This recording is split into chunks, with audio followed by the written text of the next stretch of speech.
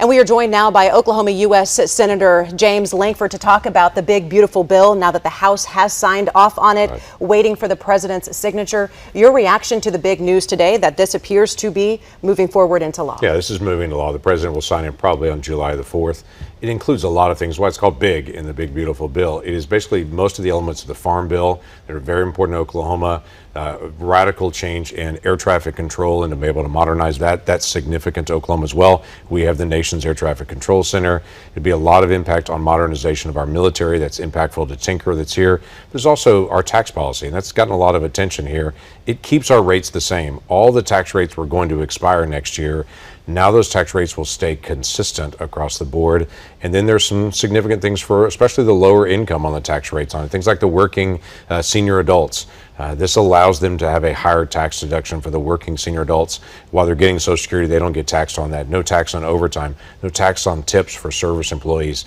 Those are really significant for folks that are working every day. That'll make a big difference for them and their families. Depending on who you talk to, this is the greatest piece of legislation they've ever seen, or it's the worst. Obviously, you are a supporter. What are a couple of things in this nearly 1,000 pages that you are the most excited about? Well, I'm very excited about how we're going to handle our tax policy. If you're a small business, it has what's called 100% expensing. Right now, you have to have a big capital expense. You have to deduct it off for several years on that. It's really a pain for the business, and many businesses literally have to borrow money to pay their taxes when they have a big capital expense.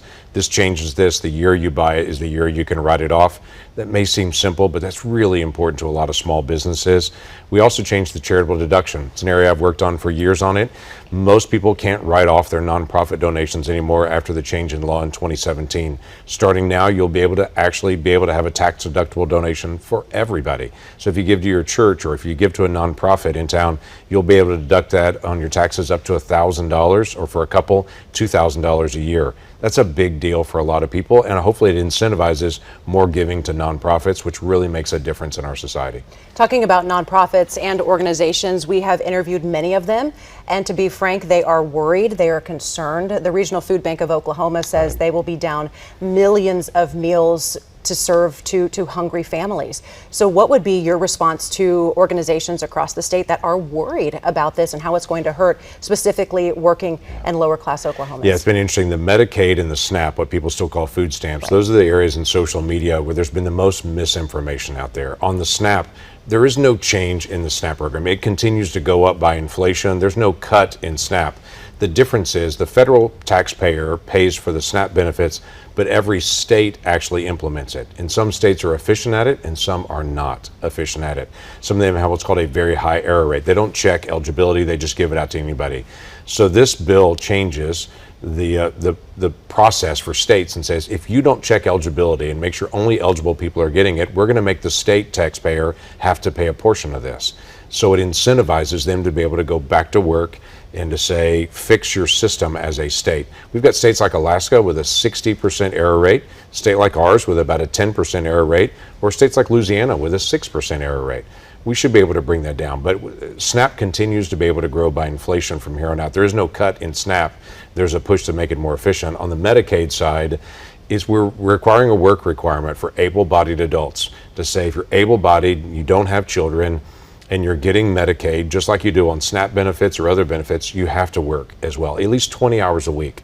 We don't think that's excessive. If they can't work, they could volunteer somewhere 20 hours a week, and that would still cover that. And as far as the provider tax piece, you've heard a lot of people talk about with hospitals, that doesn't actually impact us for 8 years in Oklahoma, and it says the state has to pick up 0.5% more to be able to cover that, and it's 8 years from now. So there's plenty of time for the state to be able to prepare. But the federal government continues to have a rapidly growing debt and deficit. We've got to find ways to be able to find more balance in the Medicaid program that is partially funded by the state, partially funded by the federal government. I want to ask you, too, about rural hospitals. You touched on this just a little bit. We have a story coming up later today, and we've talked to several across the state who are also concerned about the rural hospital aspect of the One Big Beautiful Bill. What would be your message to Oklahomans who are watching right now who say this directly impacts me? Yeah, so we added a $50 billion fund for rural hospitals to make sure there wasn't an impact on rural hospitals and they're protected, because that's very important. I've worked a lot on the rural hospital issues for years. It's very important. We also did a delayed implementation documentation on any changes to give more time for our state legislature to be able to make those changes. In the past several years, our state, like a bunch of other states, have found new creative ways to be able to move less cost to the state and more cost to the federal government.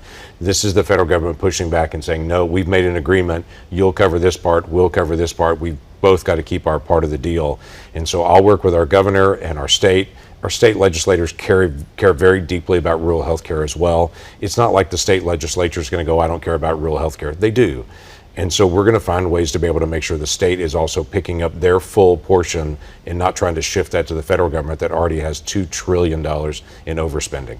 One of the biggest complaints I've seen about the big, beautiful bill, and obviously this is very, very nuanced. And so when I say this, I know that there are many legs to it, but essentially the concern is it helps the rich and it hurts the poor. Yeah, they get the biggest tax breaks, we get we're the most disadvantaged. Your response to that? Yeah, it's absolutely false on it. It's very interesting because I've heard that over and over and again. You'll see it in social media. The top 1% Correct. gets it. The frustration is tax rates are staying the same. There's a bunch of folks that say, I want billionaires to pay more in tax.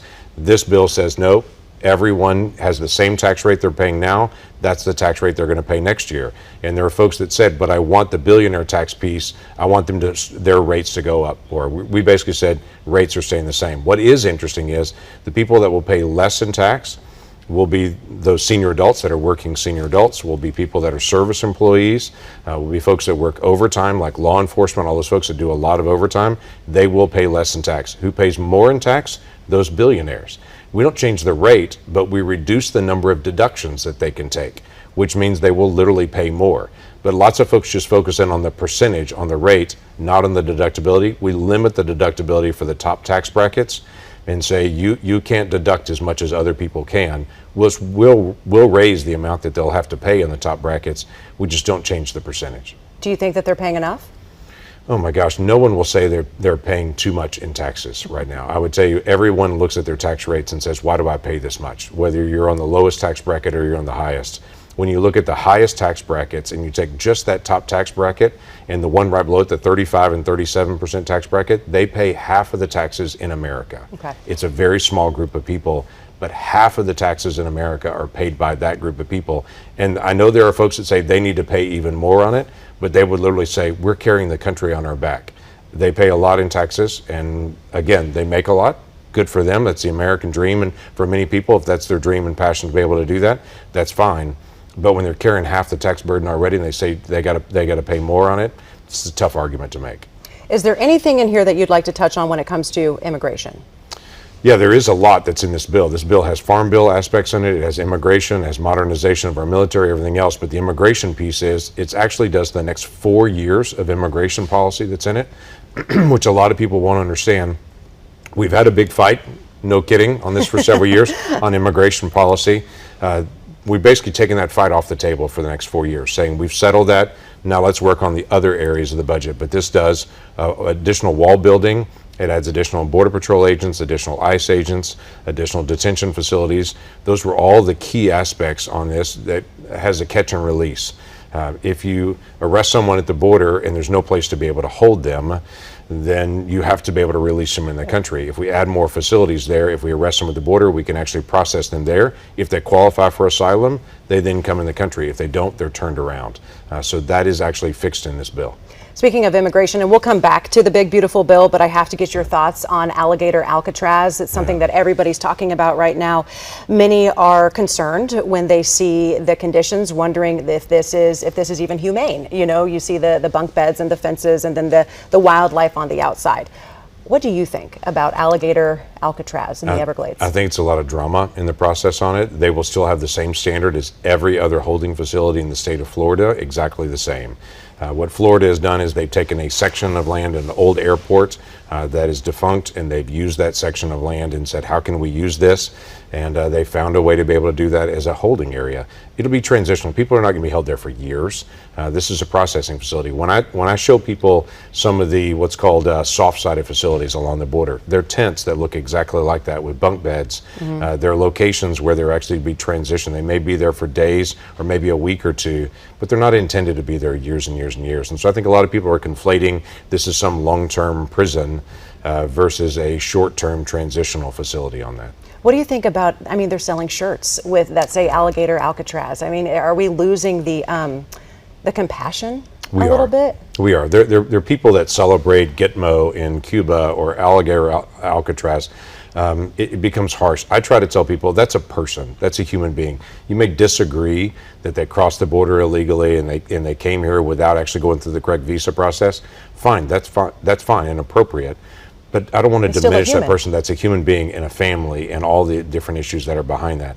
So we as a culture have become social media hardened, where whatever's the most caustic, whatever's the most angry, whatever's the most biting and sarcastic, that gets all the likes. And so people run to the fight, to the yelling, to the sarcastic comment. We're losing our sense of humanity among people. So the book that I wrote recently called Turnaround, one of the main focuses I had on it was we can't live as an angry culture. We don't make our best decisions when we're angry. We just don't. We should make lots of wise decisions, and there's a lot of hard things we need to do. But let's do it the right way. The right thing, the right way is still the right policy. We have seen a couple even here in Oklahoma who show up to their immigration hearing and they are deported. Yeah. Is that how it should be? We've asked some questions on that process and trying to be able to figure out. There's actually been a federal court ruling just in the last 24 hours where a federal court has stepped in and challenged the Trump administration on how they're handling asylum. This is an area where the courts actually speak into the law. The courts actually define what the law says. And so it's very important that we have a very active court that's actually engaging and doing it the right way. I don't like activist judges. I've been very clear on that. They don't have political biases. Look at the law, follow the law on it. If the administration is not following the law, the administration has the opportunity to be able to make the argument, go through the process on it. But let's actually follow the law. I want to get back to the bill. Again, 1,000 pages. A lot of these changes will just be seismic. Some looking at this and say, why was all this needed? Why were these changes necessary in your mind? So there's several things there. One is we have to do a really hard look at a lot of our entitlement programs. For instance, the SNAP program that we talked about before. That SNAP program has not had good oversight. It's just been ignored for years. It continues to grow at an exponential rate. We've got to go back and say to states, the people that are eligible need to be able to get this. We need to make sure that they're getting it. People that are not eligible, we should not. So states, step up and do your work on that. I think that's a significant change. Do you think we have too many people on Medicaid who should not be? We have on the SNAP program, we have people that are not eligible that are actually receiving those benefits on it. So for me, it's focused on the eligibility on it. On the Medicaid portion on it, it's the work requirement. Mm-hmm. We saw that change back in the 1990s. Bill Clinton actually did the whole process of approving work requirements for SNAP for temporary assistance for needy families. We saw significant growth in people out of poverty during that time period. It was a help. If you're living just on the benefits and you're not working, every single study shows you're going to be trapped and your family's going to be trapped in poverty. If you're able to get to work in any way, it's a help. Work is not punishment. Work is purpose. I'm a Christian and I have come from a biblical worldview. In the fall, in Genesis chapter 3, there was work before the fall, not just after. So to me, this is a purposeful thing. How can we help people engage in meaning and purpose in their lives? That's a work environment to be able to do that. Now, that's not disabled children. That's not pregnant moms. We're not putting a work requirement on that group. But on able-bodied adults with no children, we just think there should be a work requirement. That's a very significant structural change in the program that I think is long overdue. Lastly, I have to ask you, when I was watching all of this unfold, the Vote-A-Rama, and like you said, we've seen fights. I mean, it gets pretty intense and heated and very divisive up there. Do you enjoy what you're doing?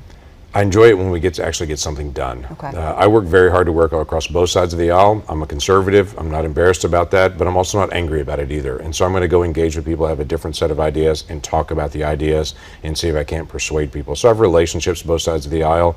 When we have disagreements like this, it's contentious at times. And it's sometimes the social media world gets you all wrapped up and you're not willing to look at the other point of view and to be able to hear it. I understand that completely on that.